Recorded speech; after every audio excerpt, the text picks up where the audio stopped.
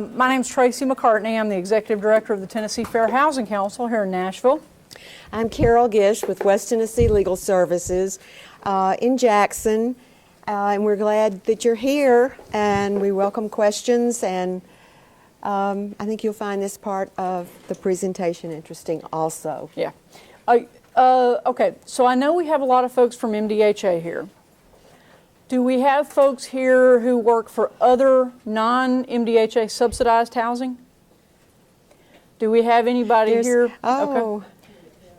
Do we have anybody here who works for non-subsidized housing, like market rate housing? Okay, we got one. Well, then this one's for you. No, this is actually for everybody. Kate's presentation focused on the Violence Against Women Act, which covers, it's fairly specific and covers a specific subset of housing types. What Carol and I are going to discuss is the Federal Fair Housing Act, which covers all kinds of housing, subsidized and non-subsidized alike. And the Violence Against Women Act and the Fair Housing Act really sort of spring from the same the same spirit, which is to prevent discrimination. Prevent discrimination against someone because of a situation that they may not have any real control over. And so what we're going to talk about is sort of, I guess, the broader fair housing picture, and that's going to include a little bit of an overview of the Fair Housing Act generally, and then sort of zeroing in on how the Fair Housing Act applies to domestic violence situations. So we're going to start with kind of a brief overview of the Fair Housing Act for those of you who are not familiar with it, or it's been maybe a while since you went to a training about fair housing. The Fair Housing Act is a federal civil rights law that was passed in 1968 in the immediate aftermath of the assassination of Dr. King. And when the act passed in 1968, it prohibited discrimination on the basis of someone's race, color, religion, or national origin. The act was amended in 1974 to add really the specific protected class that we're here to discuss today, gender or sex. The act was amended for the last time in 1988 and added the last two protected classes, which will give a little bit of explanation about what those two are: familial status and persons with disabilities. Familial status is going to include, and this is I think particularly important for subsidized housing providers to know. It will include an adult who or someone who is going to have custody of children, someone who does have custody of children, a foster parent perhaps. It will also include an unwed or not, it could be a wed mother, a mother of a child to be. And sometimes with subsidized housing providers that are taking applications think that there has to be a child born in the household at that point in time for the individual to be able to apply. And it's important to understand that because that person is going to have a child, they are pregnant, then they should be allowed to apply too under familial status. Any questions about that one? For social workers here, it's important to understand, I know that you have a plan, an action plan for placement when children come into foster care, for placement of those children back probably with their family, and that involves housing too. And for that mom or father or person who is going to get custody back, then they have the protection of the act also when they go to apply, and generally it's for subsidized housing. The last protected class, that's persons with disabilities, and it's extremely broad. It's going to be a physical or a mental impairment that substantially, not a little bit, but substantially limits one or more daily life activities. So it has to be something important, and it has to be a daily life activity. A major life activity. Yeah. Two, it can be a person who has a record of having a mental or physical disability. Or it can be a person that really doesn't have a mental or a physical impairment at all, but somebody, maybe a housing provider, treats them as if they did. And really where we see that the most is probably with a housing provider that believes that someone may have an emotional or a mental illness, and for that reason they don't particularly want to rent to them and treat them in a particular way, when the person really may not have any sort of disability at all. So you have it, you had it, or someone views you as having it. Tennessee has an additional protected class. Tennessee has all 7 protected classes under the State Human Rights Act, in addition to CREED, which the law doesn't really define. Tennessee Human Rights Commission describes it as kind of a system of belief. So it's akin to religion, but it doesn't necessarily have to be rooted in religion or belief in a deity or whatever. So. And sometimes, and in the cases that you'll see, one in particular later on, sometimes people will be the victim of discrimination based on more than one protected class, and you're going to see that in a case that we discuss later on. The Fair Housing Act covers dwellings, as you might guess from the name, but the term dwelling is also fairly broad. It's been very broadly construed by courts, and it's basically a place where somebody lives, even if that's not a permanent place. So it could include homeless shelters, domestic violence shelters, vacation timeshares have been held to be subject to the Fair Housing Act. Even if the person's not paying rent, the Fair Housing Act can cover it. And that sort of brings us to kind of an interesting aside about domestic violence shelters. Does anybody here work at a shelter? Okay, we've got a lot of folks who work for a shelter. Domestic violence shelters, I believe, are covered by the Fair Housing Act in a couple of different respects. First of all, there have been over the years a handful of cases where a domestic violence shelter wants to open a shelter in say, a single-family neighborhood, and the neighbors get wind of it and they don't want the shelter to open there. They have this, have you heard the term NIMBY? Not in my backyard? So they have sort of these NIMBY-style objections to it. They don't think this is an appropriate use in a single-family neighborhood, or they're afraid batterers are going to gather around and cause some sort of problems. Yeah, and the location of domestic violence shelters is generally kept pretty quiet. It's kept secret. So the domestic violence shelter itself and the women who would be living there are protected by the Fair Housing Act. And so if the city were to say, nope, we're not going to let you locate there, that's potentially a Fair Housing Act violation. But you could also have something else in addition to that, in addition to the gender aspect of it.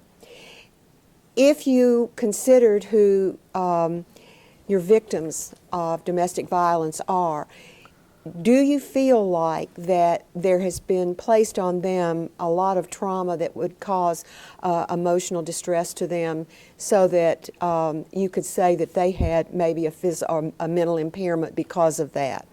And if you did say that, then you would have a protected class of persons with disabilities in addition to gender. And the beauty, if you will, of that class is, in Tennessee, under state law, 8 or fewer persons, a dwelling for 8 or fewer persons with disabilities in a group home setting with 3 or fewer care providers is classed as a single family, just as you're a single family or you're a single family, and therefore should be able to locate wherever it's zoned single family, without having to ask the city for permission for a variance to locate there.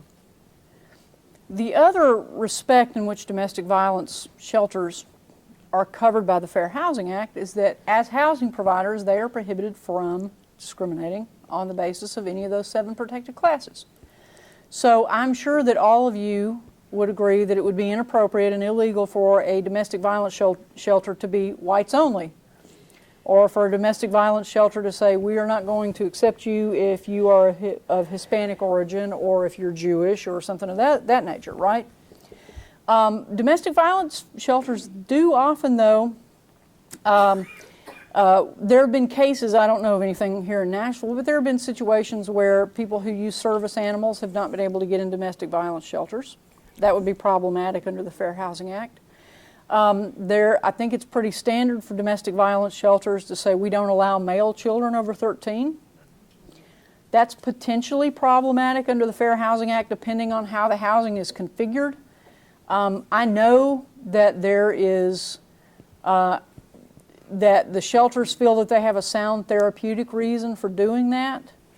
But I think under certain circumstances that would be a violation of the Fair Housing Act on the basis of familial status and sex. So something to think about, if you are in a role or, if you play a part in sort of formulating your shelter's policies, is making sure that your shelter's policies conform with the Fair Housing Act because you are a housing provider who is covered by the Fair Housing Act. So the fact that you're providing shelter to people in need does not mean that the Fair Housing Act doesn't apply to the housing you're providing. So just something to keep in mind. That's not really going to be the focus of this presentation. I just sort of wanted to drop it in there as a little food for thought. The markets covered under the Act are rental, sales, lending, insurance, specifically named under the State Act is insurance. Basically, it's anywhere that someone is going to live. That's going to be covered. And I think we want to stress again, it covers unsubsidized as well as subsidized housing. So again, it's possible you could have maybe a cause of action under VAWA because the person is residing in a subsidized housing, but it would also be a cause of action under the Fair Housing Act. Okay. So the Fair Housing Act has a number of what we call, or what I call, thou shalt nots. And so we would just want to go through those real briefly. All these thou shalt nots apply to all 7 protected classes, but as you'll see as we get a little further into it, disability has a little bit of enhanced protection. It's illegal under the Fair Housing Act to refuse to sell or rent or otherwise make housing unavailable to someone because of their race, color, religion, national origin, sex, disability, familial status.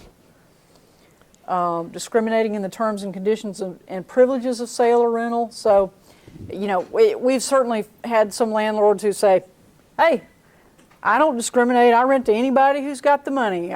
Red, brown, purple, green. Whenever somebody says purple and green, I know they're, not being sincere about their aim not to discriminate. But once they get people in there, then, maybe certain people have a curfew that's enforced against them, or some people have a little harder time getting maintenance, or we find that there's a building that they call Little Mexico where they put all the Hispanic tenants, or there's a children's building that they steer. All those kinds of things are illegal. It's not just enough to be willing to rent to anybody who's got the money. People have to be treated in an equitable and fair manner once they're there. Making or publishing a discriminatory statement, and that could be a limitation, for example, no children, or a preference, adults preferred, or simply, I don't rent to people that have children, which is out and out discrimination, just as the others are. And it can be a statement that somebody makes to another person. It can be something that's written, for instance, on the internet or in a newspaper. It could be enforcement of a restrictive covenant in a deed that said you're not supposed to rent to persons, or you're not supposed to sell this dwelling to persons of color or persons who are not Christian. Those are the two that you will normally see in some of these old deeds. The fact that it's in an old deed and you buy a house that has it in there, you're not going to be able really to help that. But enforcing it would be against the law, or putting into a deed something like that now, since the law has been passed, would violate the law. Lying about availability is specifically prohibited under the Fair Housing Act.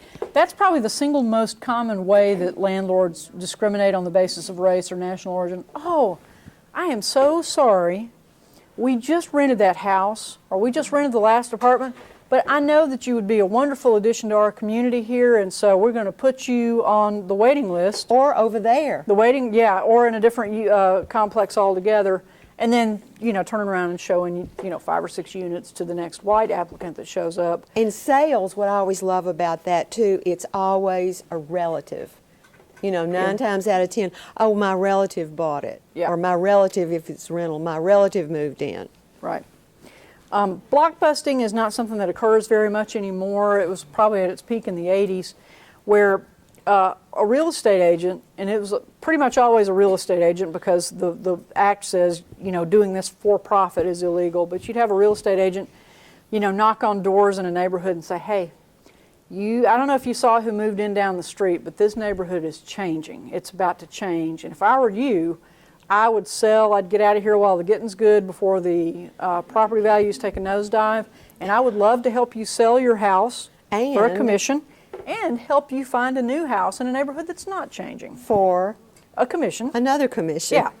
So there has to be that profit motive for it to be illegal. And Right. it amounts to sort of artificial manipulation of the racial makeup of neighborhoods. Right, there's nothing wrong with neighborhoods changing. Many people move into neighborhoods because they want to live in a diverse community. And then you have somebody like this that comes along and tries to manipulate to change what everybody loved about their diverse community. Yeah, and that's how, in the 80s, that's how neighborhoods flipped really fast. I mentioned with respect to disability that there were three additional protections. Landlords are required to allow people with disabilities to modify the property to make it workable for them. They're required to make reasonable accommodations. If somebody, for example, needs a reserved parking space or a service animal or any number of kinds of accommodations that somebody might need in a given situation. And also, there's a requirement that certain new covered multifamily housing have basic wheelchair accessibility, sort of baked in from the beginning. So that's really beyond the scope of today's presentation. We'll be doing probably one. Coming the to summer. a theater near you. Yeah, just on disability. Yeah, because you just really on can this. you can do 3 hours just on disability pretty easily. This is interesting because under this particular law, it has a civil penalty for certain things like that are these coercion, threats, intimidation under 3617, a criminal penalty at the end of the act under 3631. So, for example, if somebody is trying to move into a neighborhood and let's say the neighbors don't want them there and they make threats to them and they might firebomb their car, which is a criminal act. They might do something to them that's very intimidating so they won't move in, or if they have moved in, the same sort of conduct toward them to get them to move out. And then thirdly, which is very important I think for the housing providers in here, let's set an example of where you have a manager of an apartment complex and they're aware of what the law is and they show to people regardless of race, color, religion, housing that's available. And their superior comes in and says, I think you've been renting to maybe one too many people who are Hispanic here. Let's cut down on showing people who you feel are Hispanic, units that you have, and don't rent to them. And you as a manager say, that violates the law, I can't do that. And the superior says, yes, you will do that, or I will fire you. That person, that agent, that manager has a cause of action under this law because someone was trying to make them violate the law by who they would show or rent units in a complex. It has to do with sales also. It's just easier, maybe you usually see it with rental. Any questions about that? The senior communities, now if somebody raising a grandchild wanted to move in, would that, and they wouldn't let them, would that be? What you'd be talking about with that on the 202 properties or? Well, or it depends. If it's a privately operated 55 and up apartment complex, and there's a part of the Fair Housing Act called the Housing for Older Persons Act that says, okay, you can have housing that's just for seniors, but it has to meet these requirements. It's got technical requirements that have to be met, and then you can say no children, no families with children. So some places can do that. For example, there's a development out in Mount Juliet, and in that whole Providence area that's a seniors only, and so they can do that under the Fair Housing Act, and they can say no families with children. They can't discriminate on any of the other bases, but they can say no children. The other side of that coin, though, is what if it's public or subsidized housing that is intended for seniors? Well, we'll say in this case seniors. MDHA has some properties of that nature. In fact, some properties that converted just a few years ago from elderly and people with disabilities to just elderly only. They are 62 and older? Yeah. They are required by HUD regulation to allow children in those buildings because of the prevalence of grandparents raising grandchildren. So they do not, they might technically under the Fair Housing Act have that housing for older persons exception, but HUD has come back in and said, in our housing and the housing that we subsidize, you can't keep children out. And then in the situation that you're discussing where it is 55 and older, let's say that person who's 55 needs to have that minor live with them because they have some impairments. The adult has some impairments, and this particular child assists them maybe with cleaning the house, duties that they can't do themselves because of their disability, and this individual would provide that assistance. That would become a reasonable accommodation issue because of disability under the law. It depends on the facts, too. Yeah, it's very fact specific. Yeah. Okay. So why is domestic violence a fair housing issue? Women are typically, upwards of 85% of the time, the victims of domestic violence, or when there's domestic violence, 85% of the time. I have to be careful about the way I phrase it because it sounds like I'm saying 85% of all women will be involved in domestic violence, and obviously that's not the case. But where domestic violence occurs, 85% of those cases, there's a woman at the receiving end of that violence. Certainly there are cases where men are at the receiving end of that violence. There are certainly cases of same-sex domestic violence, but the primary model that we see with domestic violence is woman at the receiving end, man who is the batterer. So women are overwhelmingly the victims. Women living in low-income neighborhoods are twice as likely to be victims of domestic violence as women living in more affluent communities. Low-income women are more likely to experience repeated acts of violence and be more severely injured because, Kate probably mentioned this in her presentation, a lack of opportunities, a lack of options, a lack of financial independence from the batterer. So you have all these things together that sort of add up to a situation where it's very easy for a large class of women to be discriminated against based on their status as victims of domestic violence. So you want to take this one or you want me to? You do. Okay. So red flags that would get my attention as a fair housing advocate with respect to a housing provider would be, does the housing provider evict domestic violence victims and not evict other victims of violence? For example, is the woman who's beaten up by her husband more likely to be evicted than the woman who was attacked by a random stranger in the parking lot? And it gets back to sort of a victim blaming mentality where, some housing providers feel that if a woman is beaten up by an intimate partner that was somehow her fault, whereas a random mugging, well, we could never blame that on her, so we're not going to kick her out. Does the housing provider deny rental based on police or other reports of domestic violence, but not on other bases? Does the housing provider say, I'll rent to you only if you promise me that there will not be another incident of domestic violence?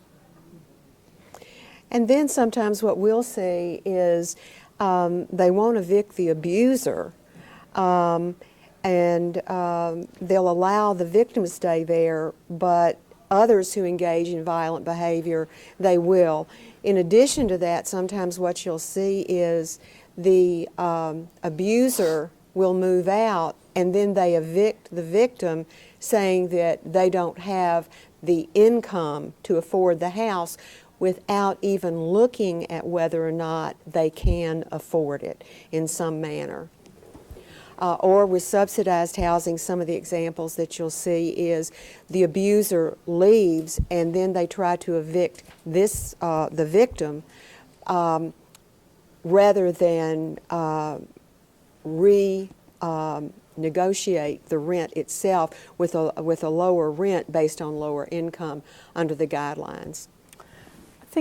I think what we're probably going to need to do is not cover the disparate impact material in great detail because we're running kind of short on time. Maybe talk about it just a little bit, but not go into the kind of detail we did yesterday. This is code for Carol, don't talk too much. I No. just want you, yes? This is code for neither one of us are going to No. talk about this much. But Maine, okay. Yeah, it's in your materials. It's a little bit of a sideline that frankly is probably of more interest to the lawyers in the room than anybody else, and we don't really want to encourage lawyers to, I can say that because we're lawyers, but that's all to say that a lot of the legal underpinning of Fair Housing Act cases that involve discrimination against victims of domestic violence hinges on a legal theory called disparate impact. And Fair Housing Act cases, sort of broadly speaking, can be, and this is very oversimplified, can be sort of broken down into cases of disparate treatment and disparate impact. A disparate treatment case is pretty straightforward. It's the kind of things that Carol and I have been describing so far. You know, we create a building just for Hispanics, or we lie to somebody because of their race about the availability of housing, or we tell a family with children that that last unit has been rented. That's pretty straightforward disparate treatment. But disparate impact is where you have a neutral policy that has a significantly greater impact on one protected class, here with our discussion, women, than it does on another. And with what I just said, tie it back to what Tracey said to begin with about the percentages of domestic violence, you know, that they are predominantly women. Right.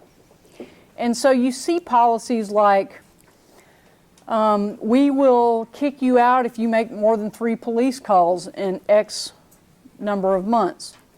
That's going to come harder. That's going to come down much harder on, you know, maybe households where a woman is struggling with a domestic violence situation and is having to call the police to, you know, have boyfriend or husband or whomever arrested. There's a case that we'll talk about later where an entire city had sort of a crime-free ordinance that, you know, allowed landlords to kick somebody out as a nuisance if they make more than a certain number of police calls, which of course was discouraging women who were being battered from reporting it to the police.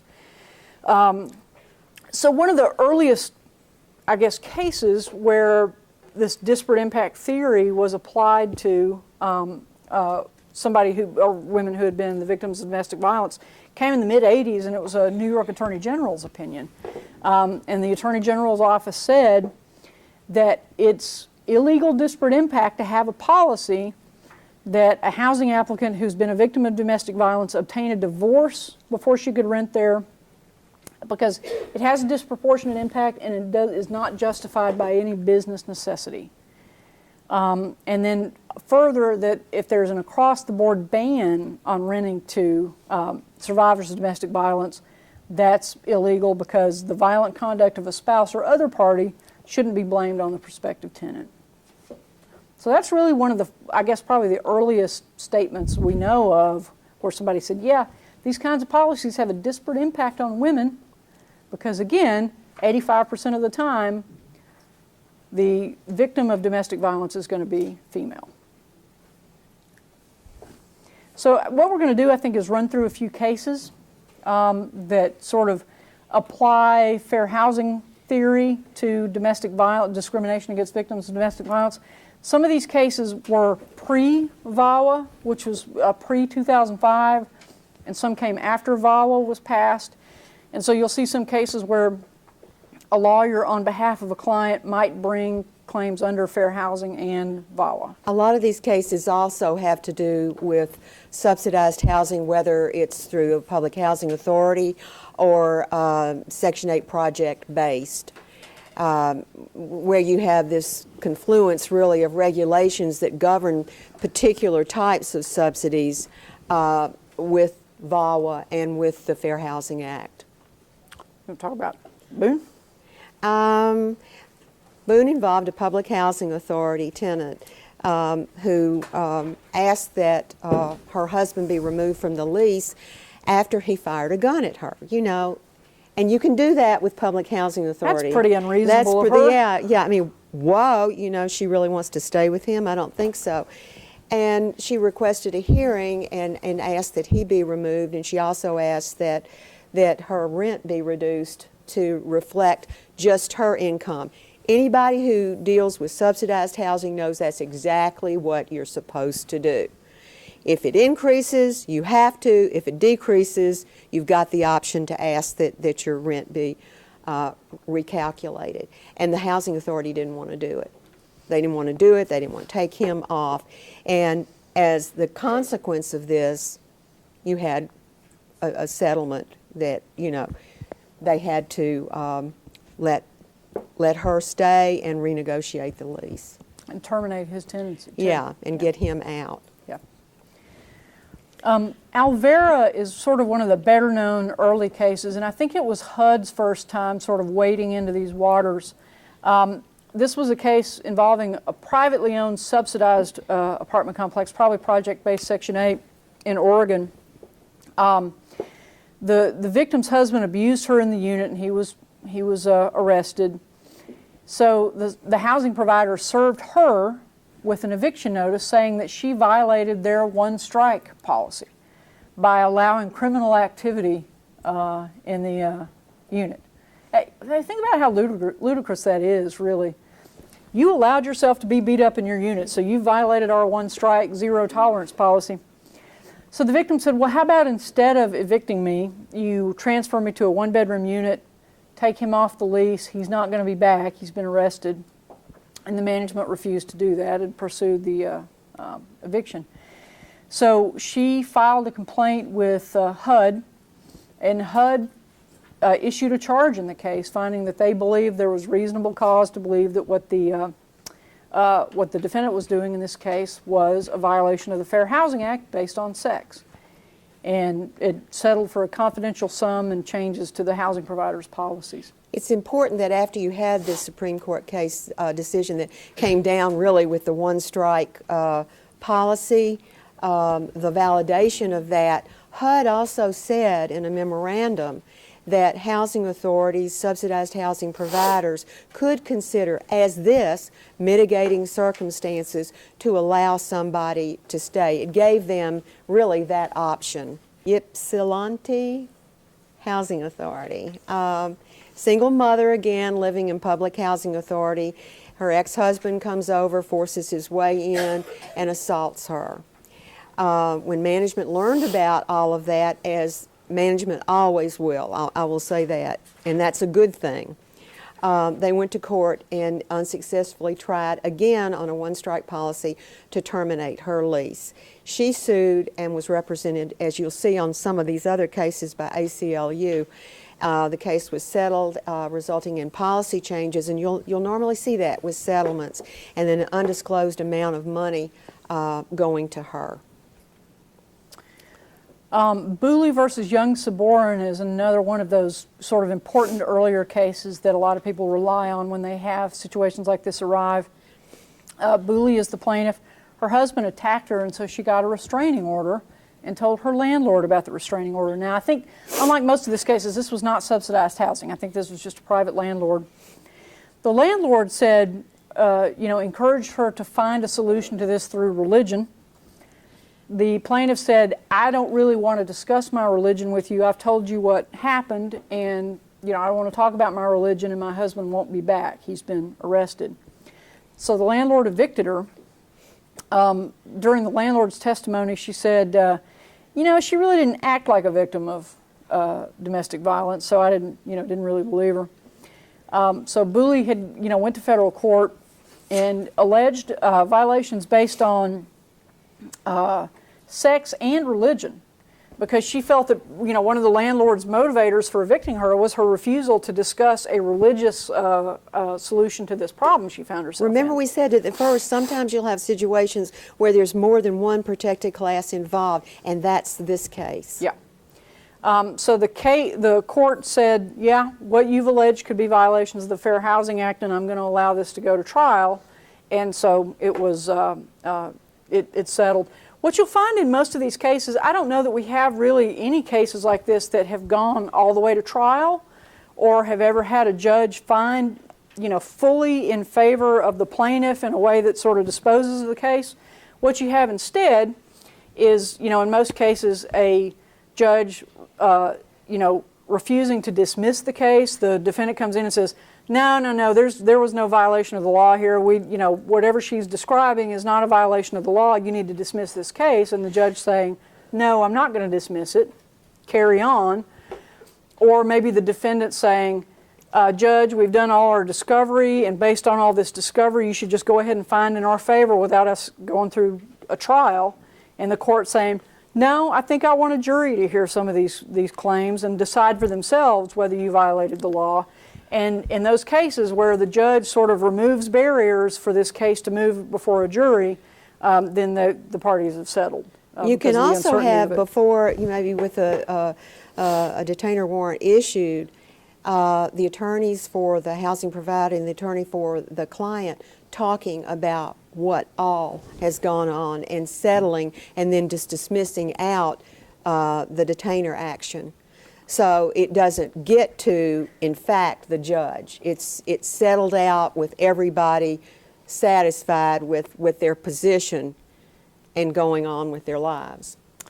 We're going to skip to one of the last case. This was a case I alluded to earlier. This, I guess, slide 33.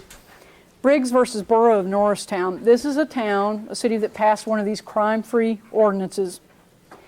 And the ordinance said that it would penalize landlords and encourage them to evict tenants when the police are called to a property 3 times in 4 months, saying that those police calls would constitute some form of disorderly behavior. That included, or at least didn't make an exclusion for, victims of domestic violence. So Lakeisha Briggs was threatened with this policy after she called the police for protection from her abusive ex-boyfriend. And once she learned that she could be evicted for calling the police, she just stopped calling them. There was one case where her ex-boyfriend attacked her with a brick, and she was afraid to call the police because she knew under this ordinance her landlord would be forced to evict her.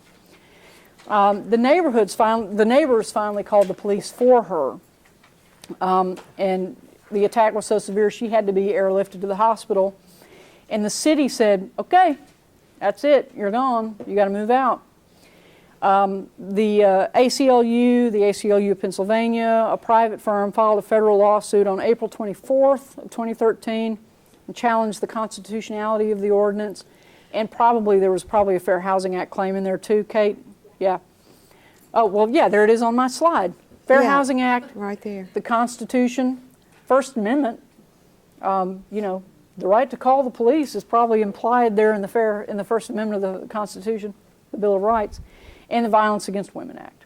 The city settled, paid almost $500,000 in attorney fees and damages, and then HUD came in after the fact and alleged that the ordinance had a disparate impact on women who are victims of domestic violence, and they settled with the city in fall of 2014.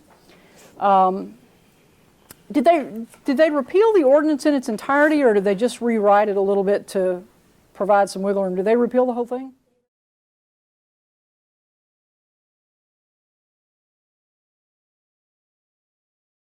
Yeah, you see some of the things under the HUD settlement that they're required to do, publicize the repeal, offer fair housing training to city and public safety officials, distribute a brochure, work with domestic violence advocacy groups. But these kinds of ordinances are getting more and more common. There are a lot of cities that have these ordinances in place, and these kinds of problems are going to arise unless they are very narrowly drafted to make sure that victims of crime are not afraid to call the police. That's absolutely ridiculous. What if you live in a part of town where crime is a daily fact of life? You know, forget the domestic violence issue. What if you live in a part of town where there is a lot of crime that goes on, property crime, violent crime, whatever, and you're afraid to call the police because you know the city is going to force your landlord to evict you? That's no way to live, is it? Any questions before we wrap up?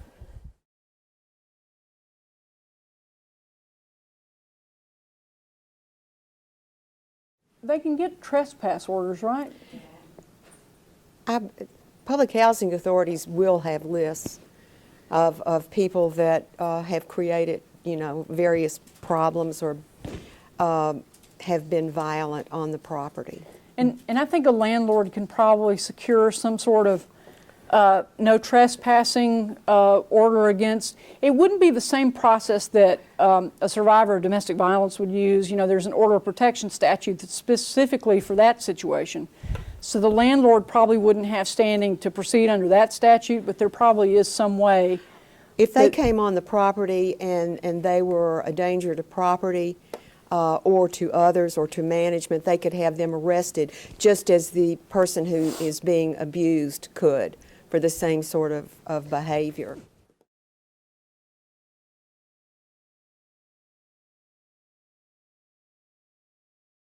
It could. It's pretty fact specific, and it sort of depends on how long the shelter allows people to stay. If it's like one night and you're out of here, buddy, maybe not.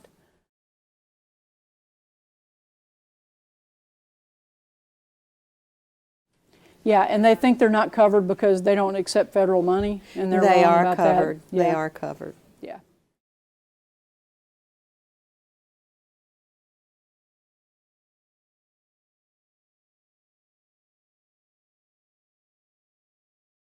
I don't know that you would have to be strictly under the Fair Housing Act, because I think that, I think that generally when somebody applies again, you can look at mitigating factors, and the fact that she would be saying, no, I really didn't do that, you know, would be something that they could consider that way. I know what you're describing does occur. It gets in, you know, she calls and then the police come out and he says, well, but let me show you what she did to me. And it gets to be something of who's got more power. Well, you know, that's what he was exercising to begin with. It started all of it. And sometimes you get the bad result that, that she's charged and he's not, or that they both are.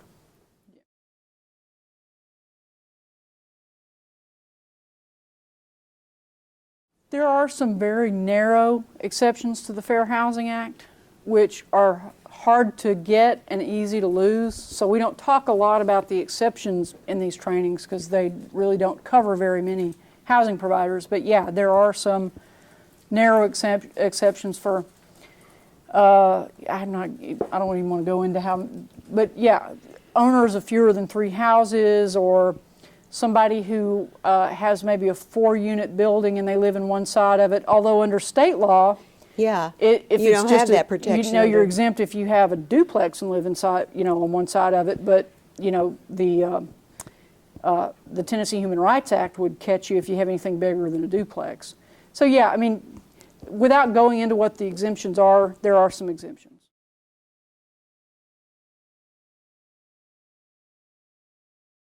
Probably not. That's probably going to, but again, see, there are a lot of caveats because, you know, he might be exempt, but if he uses a real estate company to rent out that rental house, then boom, he's covered again. If he advertises in a discriminatory way, he's covered, at least with respect to the discriminatory advertising. So that's why I say it's hard to get the exemptions and easy to lose them. So you have to look at sort of all the facts in that case, and you can't just say, oh yeah, this dude's this dude's exempt because he's only got the 2 houses. You've got to really look at how those transactions occurred, how many, Over what period of time? how many sales occurred over what period of time. You know, there are a lot of factors that go into that. So I would say if you have a case like that, you know, call one of these They did. agencies and let us help you sort of find the relevant facts in that case.